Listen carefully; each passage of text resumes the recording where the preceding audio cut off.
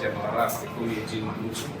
And then fully loaded 2026. They're fully loaded with a ton of cars, and they're expecting no one on cars.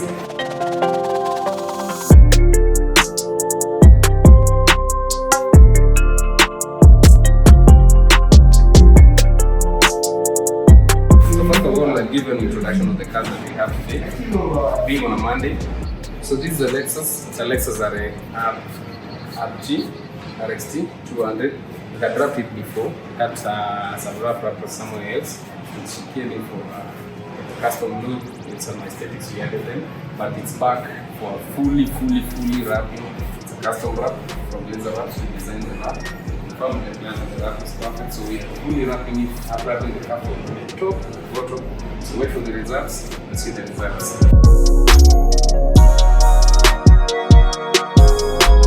Next up, we have this beautiful GLE. It belongs to our long-term client from way back.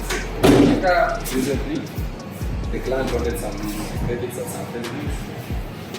Facelifts have already been done. The headlights will change. Really, the front look. So when you look at it, it looks like a GLE 400. It's a GLE 300. So the looks are okay with a monoblock. That is the first of which I've never seen in Kenya. And the car will be nice to custom wrap. Sort of our clients, the one that belongs, the one that owns the GLE. Wrapping it. So we have a teaching affair. So we just rate it and we post and make sure you decide which one looks best and which one looks better than the other.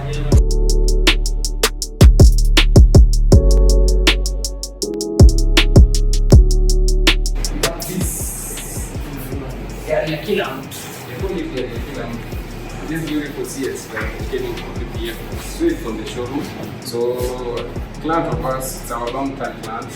We bought the car. We wanted to protect the car from all those guys and killer people. So we just brought the car in the street from the showroom so that we could get a protected brand. That's what we call it. 10 years back.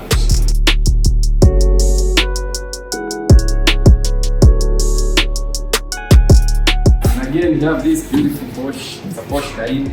It's a 2019 model. It's our long-term client. We brought some cars with him, and we just brought the car to us straight from the showroom. We wanted something protected, but today we're not going for something protected. We're going for color PPF, and it will look nice. Stay tuned for the final results. The car will be nice.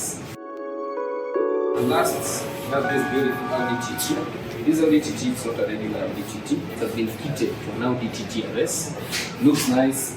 Everything looks on point with the crazy names, crazy ports.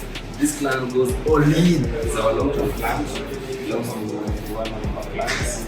I've done the roof black, I've done the car and stuff. The client's needs are the look. I think it changes looks after every 1 month or so. So we're changing the name of Volca into something red, something chrome. We're going for chrome red, chrome glossy red. So waiting for the car to finish it from the top to the bottom. So stay tuned, stay locked, stay with us, follow us, as we go on with the cars. Thank you, stay tuned.